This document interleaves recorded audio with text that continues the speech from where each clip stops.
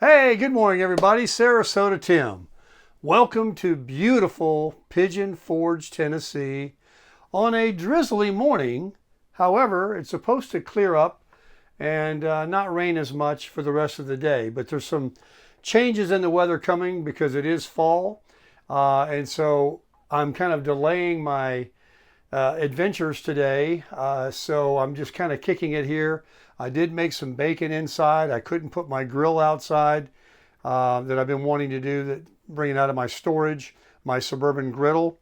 I was going to make bacon and eggs outside, but I did make bacon. I cooked it real slow, so it didn't make too much of a mess.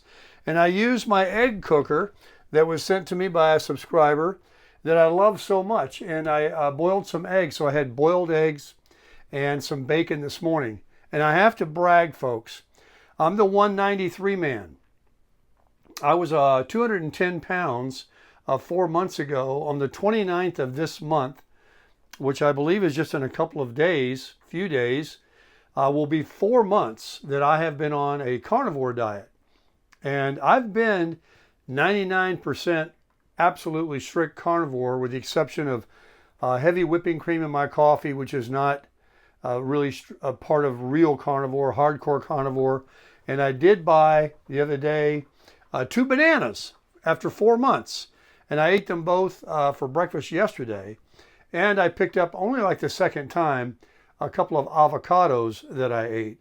Otherwise, the pork rinds are the only kind of a crunch thing. I'm kind of tired of those, but I get them. And of course, I forgot the main thing. You're out there screaming at me right now. Yes, I drink diet soda. I went 3 months without them almost, and I've been bad about buying them, as well as I'm out here camping and traveling and making content. I'm making burgers and hot dogs and steaks. And, you know, when I drink, sometimes I just get sick of those Diet Cokes. They taste, I really get gorged out on them, is a word I like to use. So I bought I don't have any more. I drank them all. I bought the non-alcoholic Bush beer. And I'll have a can of those, or 2 or 10 a day. Lately, I've had a few more than probably I should, as well as the diet soda. But overall, besides diet soda and some non-alcoholic beers, which just kind of started new, no other items, no other vegetables, no breads, none of those things, carbs that, and only recently have I kind of looked at them again and sort of like was tempted. Like when I go down the chip aisle to get the pork rinds, I look at the other chips and I remember the flavors. And who doesn't like a potato chip, right? Everybody but healthy eaters, they don't like it. But, it's tempting. I, ate them all my life. And of course, hot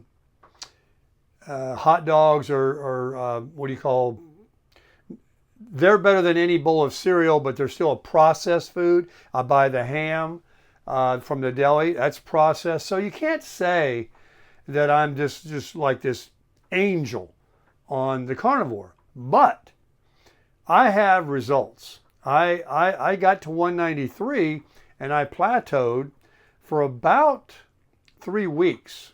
And let me bring you over here. I want to blow out this candle that I've had forever, that you get from whatever that beauty store is in the mall. What's it called? Let me get my glasses here. It's very strong, but it's so good.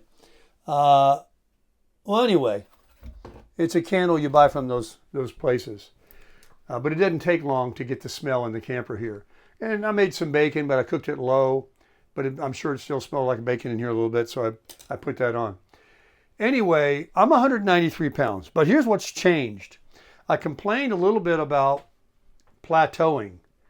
I complained a lot, maybe, and couldn't understand it. And I've got a dear friend in Florida, Fred and Rafaela, my dear friends. Fred has always told me, you're never going to be 180. Your body, you're too broad-shouldered, your frame, you would look sick. Well, I have been 180, and I thought I looked pretty darn good. It was a short-lived 180, but a few years ago, I was 180 pounds.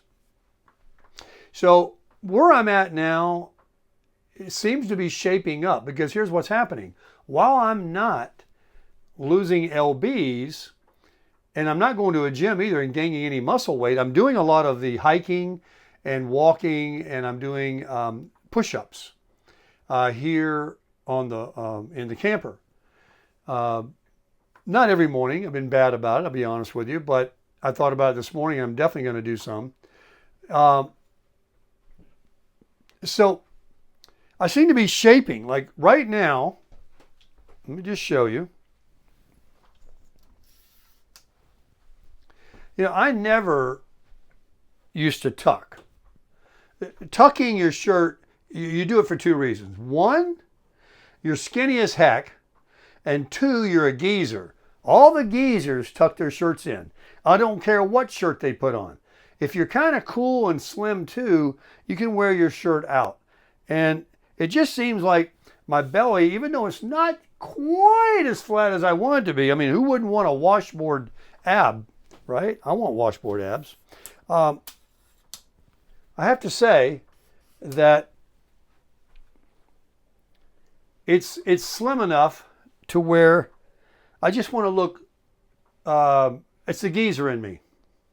I just want to look sharper. I don't want to look so sloppy that my shirt's just hanging out. And if you go to the golf course, I'm wearing golf attire.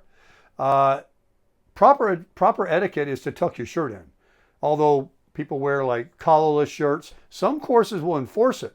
I even had a guy tell me one time years ago, we need you to tuck your shirt in. So forget going in there without a collar on. They won't even let you play. So I just like to dress as sharp as I can. You never know. So anyway, I'm feeling good about the 193 because the body seems to be changing in ways that the scale doesn't reflect. That's what I'm trying to tell you. So I'm really happy with the way I feel. Now, as far as energy level, let me be very honest with you. I have plenty of energy, like today. Maybe you can even tell. Yesterday, maybe in my videos, you might have could tell that I was a little, I tried to edit some of it out.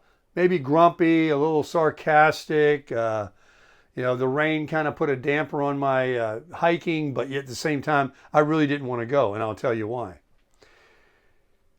The last few days, this is how important sleep is.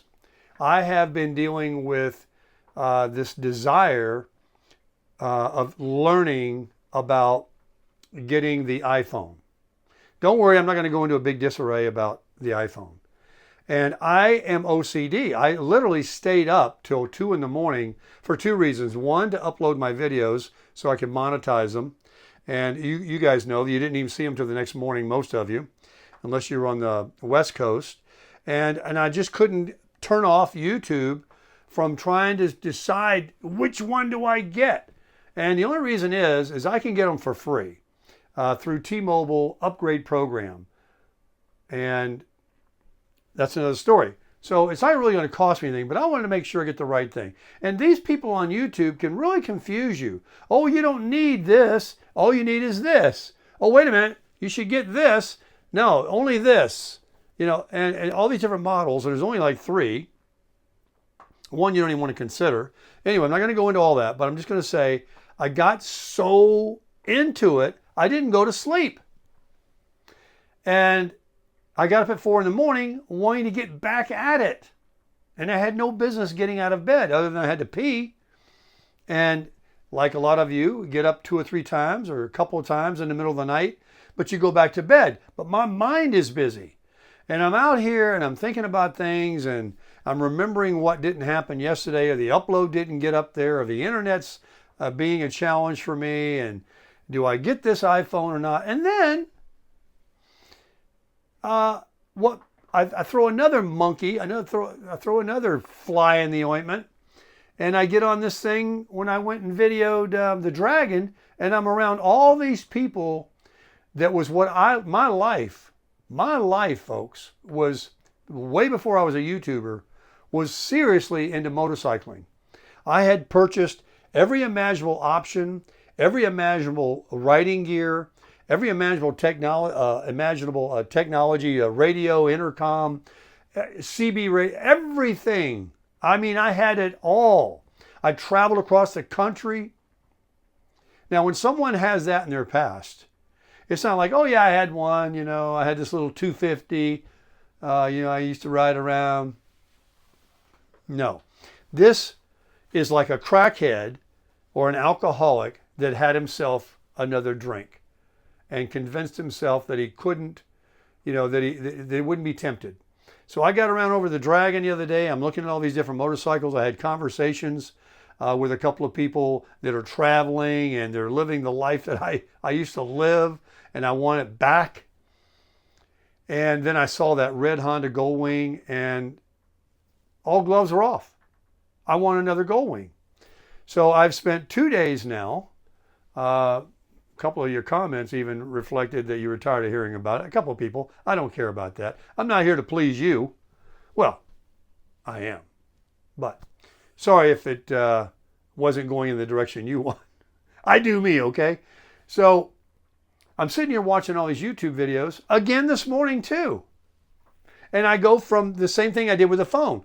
The big one, the small one, the narrow one, the more expensive one, the cheap one. And now I've gone on a Goldwing, new, used, white, red, blue. And now they've got one that doesn't even have a trunk on the back, like an opening trunk that you can put things in. It's just got the 2 saddlebags. It's called a Goldwing bagger. I used to just want to throw rocks at it. I thought, look how ugly. That's not a Goldwing. It's missing the trunk in the back. Now I'm interested in that. Folks, you definitely can't believe a damn thing I say. So my mind is busy. I say all that to say it's affected my energy level and focus to do what I need to be doing. I think the devil or some kind of temptations, materialistic, worldly things, what I don't have, and instead of appreciating what I do have, so I've centered myself. I've centered myself. This morning, and thanks to a couple of subscribers that wrote a comment, you don't need it. I got it. I put them in the garage. They sat there. I didn't use it. Just like I did with the car. So I'm just kind of trying to forget it all right now. Even the phone. You know why? It doesn't matter that it's free. I really don't need it. This is a perfectly good phone. And if you really listen to the people on YouTube that are really honest, I mean, it's like no difference hardly from this year's phone to last year's phone or even the year before that. Now, maybe if you've got a little iPhone you've had for 8 years, of course. So, I'm going to slow down. And I feel very energetic today. Last night I went to bed relatively early. I took a sleeping aid.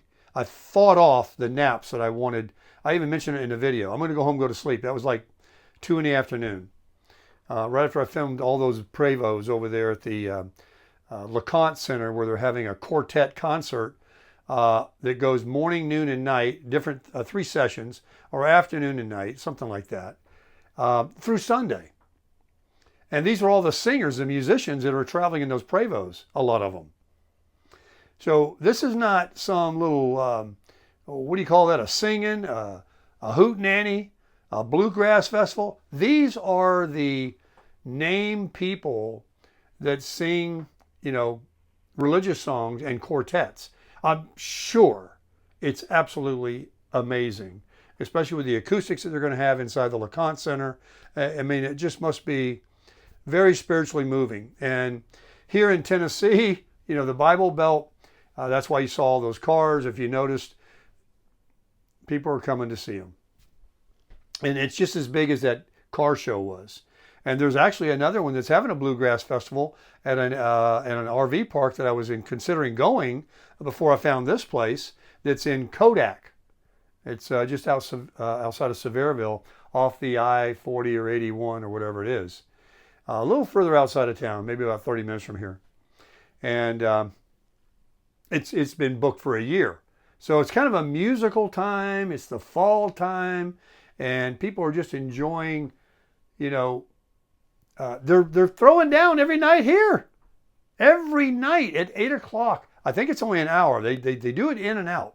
They don't go on all night and disturb people. But let me tell you, you know, the second it starts, they've got the best thumping sound coming out of this pavilion, which is right next door to me here. Not bothering me at all. And last night when I took my pill and went to bed, I don't remember anything. In fact, I woke up at 1 or 2 in the morning. I had another one of those. I forgot to turn my light out. I had a little dome light above my headboard that I actually forgot to turn out, and it didn't even wake me up until I had to pee. But I went back to bed at 4 after I got up a second time, had to pee again, and I finally got up at 6. It was like 6 or 6:10, and that's late for me, and I feel good about that. And I went to bed at 8 or 8:30 or something like that at 9, kind of early, and I got some sleep, and I'm feeling good today. And I wake up, the weather might be getting it right. It's starting to look a little brighter out there. The forecast is by 11, it's 9:40, 9:35, that it's supposed to be clearing. Now the trail is going to be muddy and damp, but I'm going to be wearing my boots. I'm either going to go hike and, get further out than I did on that last one at the Chimney Tops, which is really a steep, arduous trail. Or maybe find a new one. Or I will go walk that river down where the island is and maybe visit the island or something, because today and tomorrow, the inclement weather, they can't get it right. I looked at the radar. It's kind of like around us, but not really coming here. Like the orange and the red, like the serious rain, is not really, it's close in this region of the country, but it's not here. So praise God for that. So I think I'm going to be lucky. And I'm going to make another video after this because there's some things I want to talk about that wouldn't go with this, but it does. And it's going to be its own unique video. So this is all to say that I'm losing, I got sidetracked by a phone and by witnessing motorcycles in this region of the country, seeing more motorcycles than I've ever seen before in Florida. Then coming to the realization, unless you live here or you're going to come up here quite frequently to enjoy a motorcycle in anywhere part of this United States of America, anywhere in the Southeast, but nowhere in South Florida is worth riding a motorcycle. Now, people can disagree, but unless you've ever been to twisty roads and altitude and beautiful countryside, you just don't know. That's not motorcycling. Motorcycling is leaning and enjoying and just, cruising. Whether it be enthusiastically or just simply cruising and taking in the sights.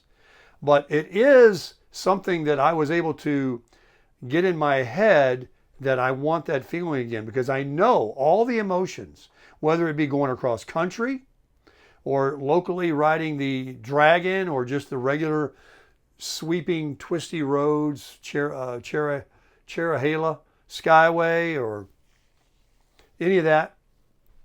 It just came right back to me. I know it. And then talking to those guys, like I say, I know I'm repeating myself, and just having that conversation. And if I had mine there with him, I would have met other people and conversated more. And you exchange ideas. And it's just, I love it. That's all I can tell you. And you can tell when you watch the videos too of people that love it a lot more than me because they've had so many different motorcycles.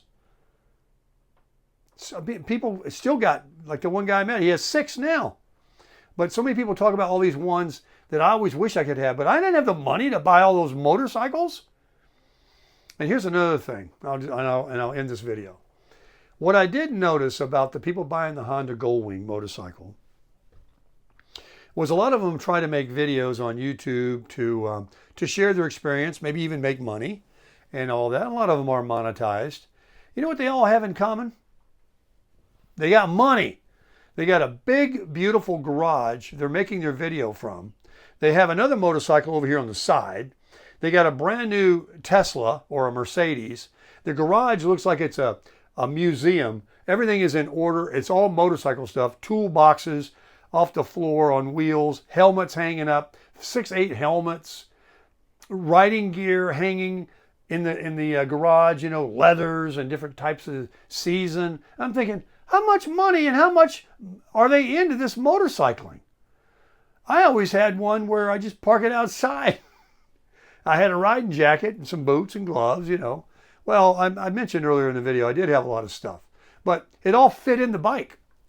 You know, I had this warm riding gear that's called Gerbings. You can plug it in, it heated up. You had a little dial. My gloves got hot. My pants got hot. I had a vest that got warm. It worked amazing. But I could put it all in the bags when I traveled. I didn't have a garage, look like a store.